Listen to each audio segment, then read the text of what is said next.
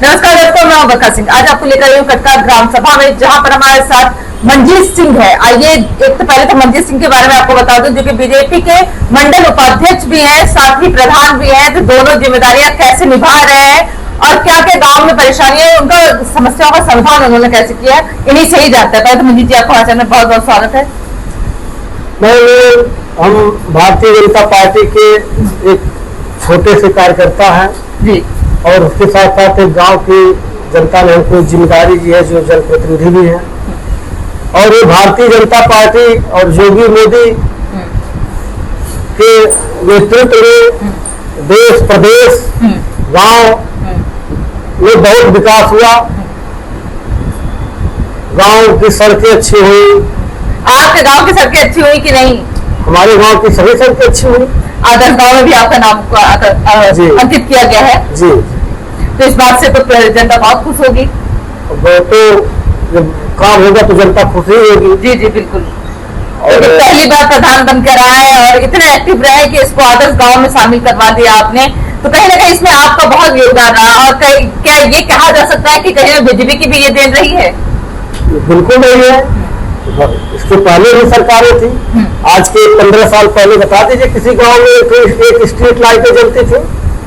आज कंडीशन है कि पूरे प्रदेश में हम एक आध गाँव को नहीं कह सकते हैं, तो जितने भी ग्राम पंचायतें हैं, 58,700 कुछ ग्राम पंचायतें हैं, लगभग सभी ग्राम पंचायतों में solar light, street light, India mark का हैंडपंप, स्वच्छ भारत अभियान के तहत हर घर जल हर घर जल। अभी उसमें कुछ काम अधूरे भी हैं, जो वर्क जारी है।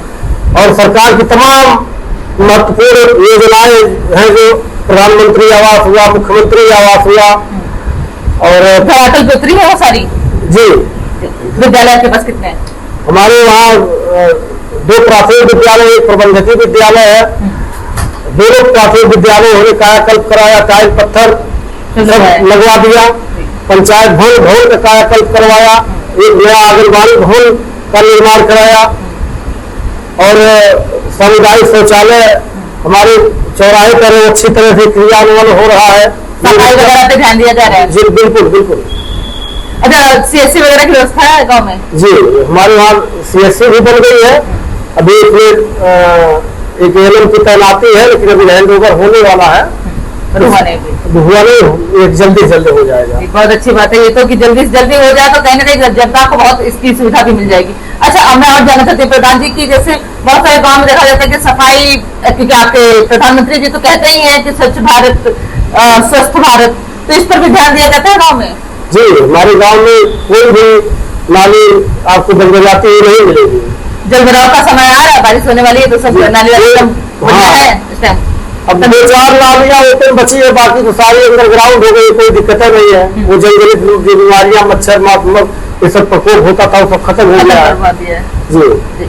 अच्छा, ऐसे में आपके जब क्षेत्र में थी तो कुछ मुझे एक तरीके से कह सकते हैं अफवाह, अब इसका सत्यापन आप ही करेंगे, कि सुनने में आया है कि अब विधायकी की तैयारी में जनता कह रही है कि आपको लाएगी?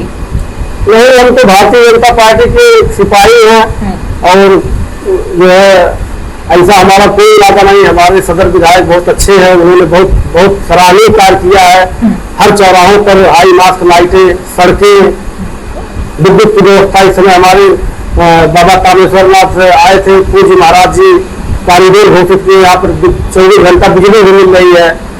और ऐसा कोई इरादा नहीं। यदि पार्टी ने कोई बड़ा निर्णय लिया तो उसके लिए पीछे भी नहीं लगेंगे। फिलहाल ऐसा कोई इरादा नहीं है। पार्टी जो कहेगी कहीं ना कहीं आप उनका जो भी कहना है उसको मानेंगे आप? बिल्कुल बिल्कुल। अच्छा, और हम जानना चाहते हैं कि गांव में ऐसे समस्याएं तो खैर होती ही रहती है, तो सबसे बड़ी समस्या क्या रही है आपकी? हमारे गांव में वही कुछ समस्या है, जो जल निकासी की, तो उसको भी हम लोग बहुत जल्दी समाधान। हाँ, क्योंकि कुछ जगह ऐसे है जहाँ पे किसान भाइयों का खेत है, तो उससे बातचीत चल रही है। सड़क के किनारे पटरी उसी रास्ते से इस तरह से निकाला जाएगा। और अतिक्रमण की तो शिकायत नहीं हुआ में? कोई ऐसी शिकायत नहीं है। अच्छा, और हम मतलब एक तरीके से कह सकते हैं आपकी गांव बहुत सुचारू रूप से टाइम पे चल रहा है, पर फिर भी एक सरकार से मांग होती है, क्योंकि आप लोग का बजट इतना नहीं होता है कि कार्य जो है वो सुचारू रूप से चल सके। तो कोई ऐसा कार्य जो आप चाह रहे हैं कि उस पर सरकार ध्यान दे और उसके लिए बजट विधायक या संसद से पास करवाए? सरकार सबसे पहले चकबंदी करावे, जहाँ पे जमीनें नहीं रह गई हैं, हमारे वहाँ खेल कूद मैदान बनाने के लिए जगह नहीं है, RRC सेंटर बनाने के लिए जगह नहीं है। ये जगह होती तो शायद ये योजना आ जाती है यहाँ पर। जी, ये एक गांव में विद्यालय थोड़ी जमीन थी, वहाँ पे आंगनबाड़ी बनवाया, दूसरे गांव में जो प्राथमिक विद्यालय वहाँ जगह नहीं, आंगनबाड़ी आया हुआ नहीं बन पाया, और लाइब्रेरी के लिए नहीं जगह है, जगह इतनी भी जगह नहीं लगे कि लाइब्रेरी भी बनाई जा सके। नहीं जगह है, जगह ही नहीं है। मतलब बस वही कह सकते हैं कि एक तरह से अगर चकबंदी हो जाए तो शायद कल्याण हो सकता है। तमाम दलित बस्तियों के लिए भी तमाम नाली खरंजा और रोड की निकासी हो जाएगी, उन्हें भी बेचारे बहुत परेशान है। 50-60 साल पहले चकबंदी है, उस समय आबादी गांव की बहुत कम थी, कोई दिक्कत नहीं, आज आबादी बढ़ गई है, तो हर आदमी को सुविधा की जरूरत है, नाली की जरूरत है, रोड की जरूरत है, तालाब की जरूरत है। और जब चकबंदी हुआ तभी सब निकलेगा, तभी जनता को। अब जितनी भी जरूरत थी हमारे गांव में सब पहले से ही ऑलरेडी प्रधानमंत्री जी जब इंदिरा गांधी थी तो नसबंदी के उसमें देती थी जमीन, तो जितनी काटली जमीन थी सब वो पट्टा हो गई है, अब कोई जमीन ही नहीं है। थोड़ा बहुत कहीं 2-4 बिस्सा है भी तो वहाँ जगह ही रास्ता ही नहीं है, तो वहाँ हम कोई यदि सरकारी भवन बनवा देंगे नई हो गया तभी भी बेकार है। जी जी बिल्कुल।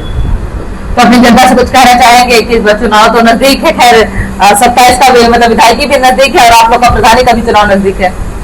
जनता एकदम खुश है, फिर महाराज जी को तीसरी बार मुख्यमंत्री बनते हुए देखना चाह रही है जी।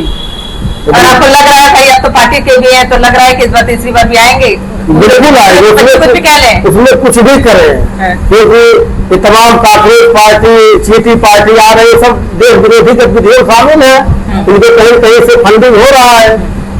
प्रदर्शन तो लगातार वो कर रहे हैं, कांग्रेस वाले कर रहे हैं, लेकिन वो सक्सेस नहीं होंगे, कोई सक्सेस नहीं होगा। ये लोग बहुत ट्रायल किए, चल जाएगा क्या? बिल्कुल चलेगा। अच्छे नियत से महाराज जी काम कर रहे हैं, मोदी जी काम कर रहे हैं, इतना पूरी दुनिया में तबाही मची डीजल पेट्रोल के लिए, फिर भी इतने बड़े उपभोक्ता देश में फिर भी इन लोगों ने कंट्रोल कर रखा है। तो बगल के देश पाकिस्तान, बांग्लादेश सब तबाह है, तो कहीं ना कहीं जनता को भी समझ में आ रहा है, जनता को भी कहीं कहीं समझ में आ रहा है, और कोई दिक्कत नहीं है। सब उनके नेतृत्व 2027 में माननीय महाराज फिर भगवा झंडा लहराएगा, उसमें कोई प्रश्न चिन्ह नहीं है। बहुत बहुत धन्यवाद हमें समझ देने के लिए। ये थे मसद प्रधान जी, जो कि बीजेपी के कार्यकर्ता भी हैं, तो उनको सारी योजनाएं भी पता थी, वो धरातल को उतारने की भी कोशिश की, पर यहाँ पर कह सकते हैं आपकी जमीन जो थी वो बहुत कम थी, जिसकी वजह से बहुत सारी योजनाएं नहीं आ पाई हैं। पर उनका कहना है कि अगर चकबंदी हो जाए तो जमीन इनको मिल जाएंगी, जिससे वो बहुत सारे कार्य और जो प्रगति के लिए है, जो गांव बनाने के लिए है, वो सारे करवा देंगे। पर देखना तो इस पर सरकार की कब निगाहें जाती है। ऐसी न्यूज के लिए बने रहे न्यूज के साथ मैं बरखा सिंह।